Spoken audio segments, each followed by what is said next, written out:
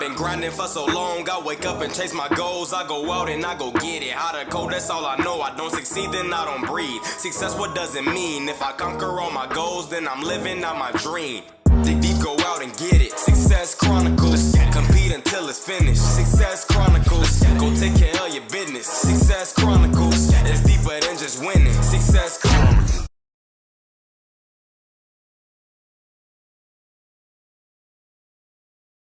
Hey, what's up, everybody? This is Chip Baker coming to you with another episode, another topic session, of the Success Chronicles.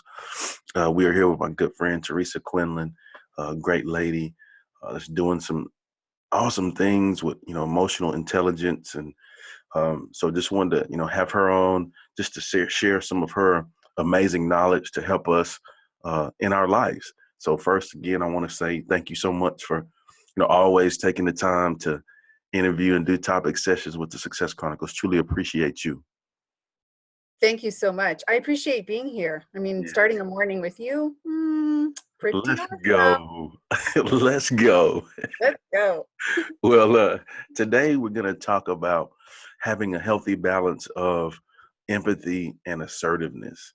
Mhm. And, in your line of work, you do lots of things, like I said, dealing with emotional intelligence and the breakdowns and ins and outs of all of that. And, we discussed, this before, as far as, the ability to do this Mhm. gives you ultimate success because there's a good balance.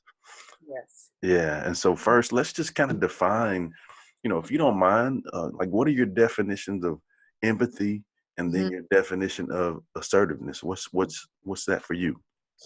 Because definitions are so important. We need to speak the same language when we're using those terms in emotional intelligence. Oftentimes people's sort of personal definitions of these two things are quite different than when I'm speaking of them. And so it's a really good place to start. And I think it probably would be awesome to start with the assertiveness one. Okay. In emotional intelligence, assertiveness is part of our self-expression realm.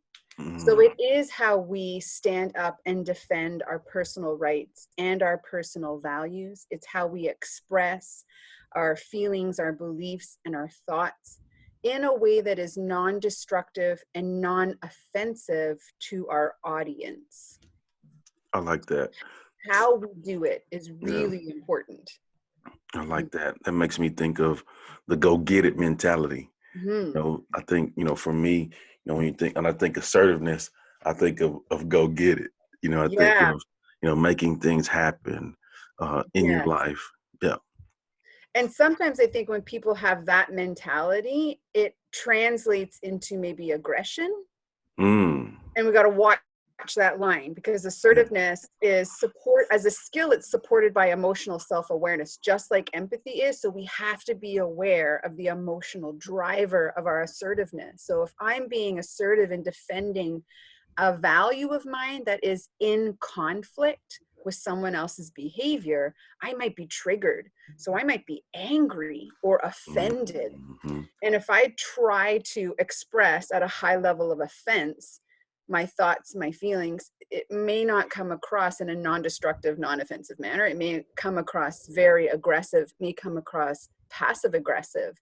And that really lights the conversation on fire instead of creating a dialogue. Yeah, I like it. So, as you were describing that, and I'm just, if you can visualize this, I'm doing a Venn diagram, right? Nice. And so, one circle is empathy, one circle is assertiveness. And then I think the thing that connects the two, which allows you to be successful, is awareness. Yes. Yeah, spot on, because emotional self-awareness is a supporting emotional intelligence skill for both empathy and assertiveness. And your diagram's perfect. Empathy and assertiveness are supporters for each other.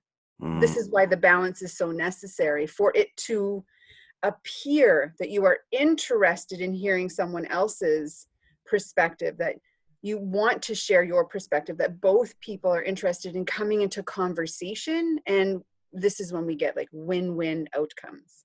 So empathy is often misconstrued as this, you have to agree with me, So come to my place and agree with what I'm believing. And it actually, that has nothing to do with it. Agreement has nothing to do with it.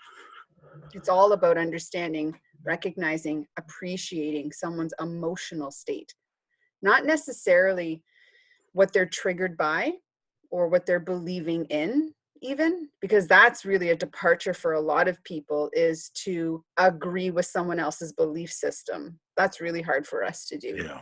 But what we can find agreement in and understanding in is someone else's emotional state. So when you get angry, all I have to do is remember what it's like for me to be angry, and I can empathize with you. We will have very different triggers for anger, and I don't have to agree with what you're triggered by. I have to empathize with the emotional state that you're in. And this drives a sense of curiosity of, sometimes, why did that trigger you towards anger? What's your belief system? And I might be curious about that. More often than not, the curiosity could live around, so what is it like for you when you're in the state of anger? What does it make you sort of do or want to do or not want to do? Because now I can understand your behaviors. Man, I love that. And again, it goes back to the awareness, just being aware of the things that's going on. And I'm gonna go a little step further. I think as you were describing that, I was thinking about the people in my life, be it job, home, or whatever, and just thinking about triggers and different people. And I think from my end, it's important to me to strive to have consistency, so that, people know what they get, so they don't have to worry about all of that, like, yeah. I The consistency would be nice if we can all land there. And yeah, I love that sort of utopian state that we yeah, can all be within this consistent realm of, hey, I really know myself, so I know how I react, and I've communicated it well with other people that are in my yeah, tribe, so they understand how I react. And, perhaps there's a level of respect that exists in there, so they know not to push those buttons because they know that those are trigger elements for me. And while I'm continuing my journey of life, I will continue to work on managing those triggers, removing old belief patterns or untruths that sort of drive nonsensical emotional responses, and yet they're still there. yeah, So a sense of empathy for myself, understanding my own feelings and appreciating that I'm offended right now, I'm angry right now, I'm frustrated right now, I'm confused right now, I'm humiliated right now. There needs to be a sense of self-empathy so that we can demonstrate that for other people as well. And some individuals will have a greater level of empathy for other people and then be very critical of themselves, like the shouldn't kind of conversation. You shouldn't be offended by something like that. You shouldn't be humiliated by that event. And yet we are. good stuff. Well, let's did we hit the definition of empathy? Understanding, Yeah. recognizing, appreciating someone else's emotional state, how they feel. Not necessarily why they feel that way.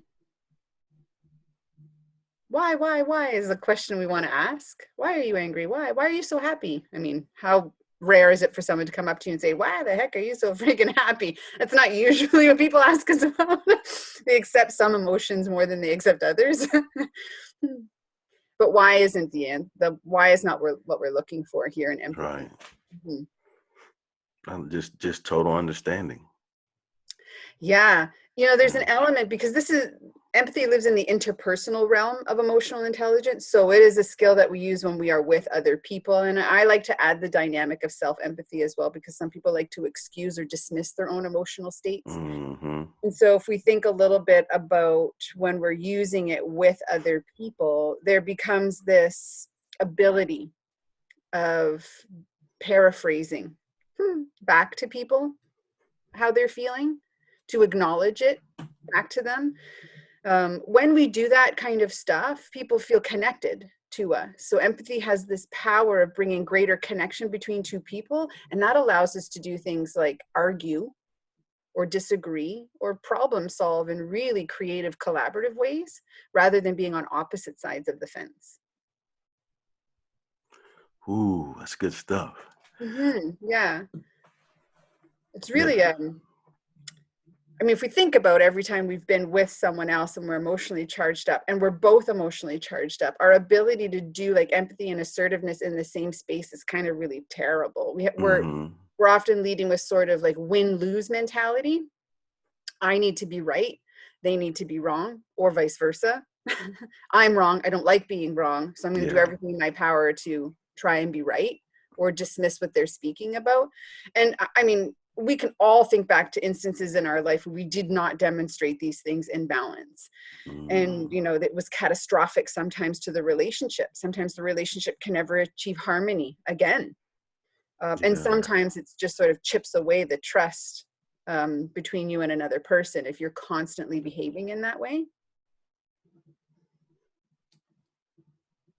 It's good stuff.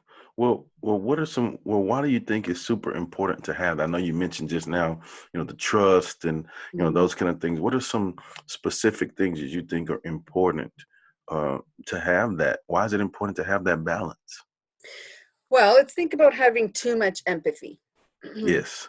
Right? So if I am sucked into your emotional state, I lose my ability to be objective. So I like that. I say not really sucked gonna, into. I'm really not going to be effective anymore Right. in helping you if that's what you need. Or we could sort of get derailed as a couple into venting. So this is not successful for us in any sort of forward movement that we want to have happen. So we can have that sense of like a ruinous empathy. That's a phrase from Dr. Kim Scott in her book called Radical Candor. And she speaks about this sort of caring personally and challenging professionally. So we can think of these things as like empathy and assertiveness. And so that element of if I assert too much and don't care about you, then that sense of non-caring makes it very hard to be motivated to listen to anything you're saying. Right. So that's you have to have that. You have to have that care piece. You do, yeah. But it's the other extreme of the pendulum, right? Right. Too much assertiveness, not enough caring. I don't really care what you have to say in return then. Not interested in your thoughts and ideas because you're not interested in me. So the importance of the balance is it makes people open. I love that. Which is key when you when you have that balance, you have the mutual respect. You have, you know, all things mutual, you know, as much as can be. You're able to have, like you said, open conversations, you know, where, you know, they're not offensive because like you're expressing yourself, but then also you're aware that, hey, word again, you're aware of the things that you're expressing because you know the feelings of the other person. Self-awareness and social awareness, right? So there's that combination of I'm aware of what's triggering me, what my belief system and what my values are, and so why I'm feeling this particular way and the need to express or defend those things. And I'm also aware of the other person's feelings and their beliefs. And so now we have everything gets to be in the pool together. And we get to kind of swim and play in that pool together. So this gives the opportunity for, under any circumstances, with any person at any time, to be able to have a conversation about the topic at hand. When we don't have those two things, we don't have all of that goodness. If we think in the workplace, it's like that is, we got to have that. If we think about marriage relationships, we have to have that level of balance that exists. Yeah. And you know, again, there's another big word, balance. I think, and I think the beauty of that is that's ever constant. Like, you know, like it's constant work to find that balance. And, you know, from that, you know, the two components, like you've mentioned, you know, self and for others. I mean, you have to have that balance for yourself, making sure that you're on point so that you can pour into others. Yeah. There's this other really interesting element that I find people want to have a conversation about is, well, does empathy mean that I have to then give up everything that I'm believing in and no. defending? Like, no, that's the balance No. part of it, is that you Yeah. don't, right? You have to offer it in a way that helps other people to understand, that helps other people to see your perspective without also requiring that they agree with you. And so oftentimes you'll walk away from those conversations feeling like it's unresolved because there isn't this somebody won and somebody lost. But that's one of the problems, is assuming that the outcome is a specific answer. But the outcome might just be that we feel stronger in our relationship. That's a win-win for everybody. Yeah. Mm-hmm. I think just the fact that you showing that you care and making the effort is a win. We may not, just for example, if we're in a situation and we're discussing something and, you see that there's something that's, bothering me, and you coming to me having the empathy and, making the effort to understand, okay, so, what's going on here? So for me, that shows me, hey, that you care about, what's going on with me, and you're trying to understand. So on my end, I want to meet you. I want to help and meet you, okay, so this is why, this is, and then like you said, now we have an understanding. Like, I don't know if it got fixed, but you understand why. I was able to express why, and now we can move on and we grow together. And I think that in itself is the sweet spot, the magic, if you will, in everything, because now I know you have my back. You know that I'm open and honest with you, and so therein lies, now we can continue to have open dialogue. We can continue to have conversations, and neither of us are feel offended from it. We can just talk, and you can say, well, Chip, that's BS, bro. Well, I don't take it the wrong way, because I know that, okay, well, it's coming from a good place. It's because she cares and not because she's trying to challenge me, those kind of things. Or even that I know she cares about me, and so challenging me doesn't trigger me. Yeah, right? great. I can listen to her say that's BS, and that's why I think that's BS. Yeah. And then she'll go on to describe her stuff. And I might go kind of like, I see your perspective. I see where you're coming from in that way. And generally what ends up happening with that level of caring and challenge is that people aren't emotional about it. So they're not emotionally triggered. Their frustration, their anger, their need to be right is not driving the conversation. Their logical, rational brain is turned on. So they're driving through IQ. This is the value of EQ. It lets you leverage your intellectual quotient, as opposed to when we don't have our EQ present, our IQ is off the rails because we're just driving with sort of irrational behavior. We don't articulate very well. I mean, we could probably all think back to moments where we were emotionally triggered and then trying to defend beliefs, thoughts, and values, and we were like sporadic in the way that we were trying to defend it, and we were offensive in the way that we said it, and we kind of went cutthroat. Yeah. Or we kind of turtled and walked away from it. And it's not good to have either. It's good to be right in the middle of that and have that balance. Yeah. Yeah. Sure. Well, just in closing, some final words as far as like the whole big picture of it. I think for me, I think it's important. You have to have a healthy balance of both. I think it allows you to stay humble yet hungry.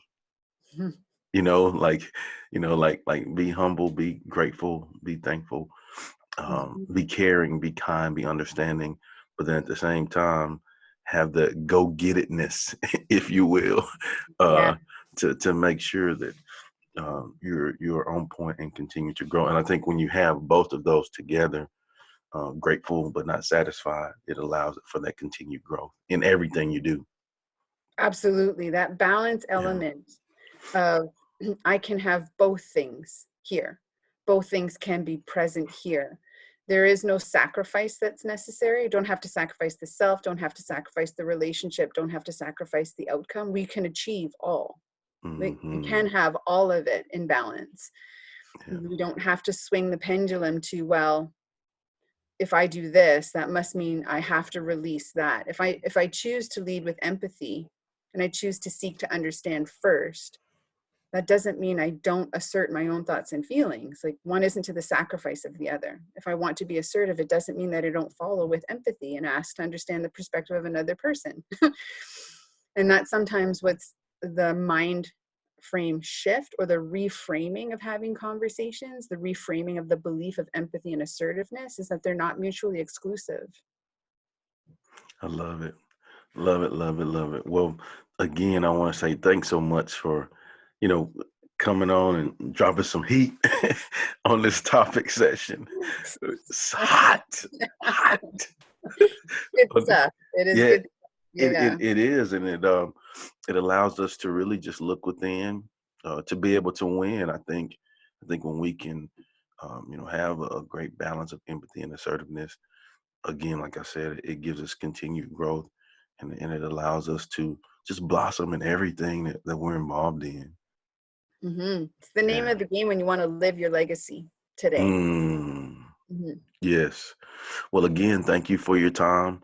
Had a good time discussing the balance of empathy and assertiveness, and I wish you continued success in everything you have going on. Thanks, Chip. All right. Go get it.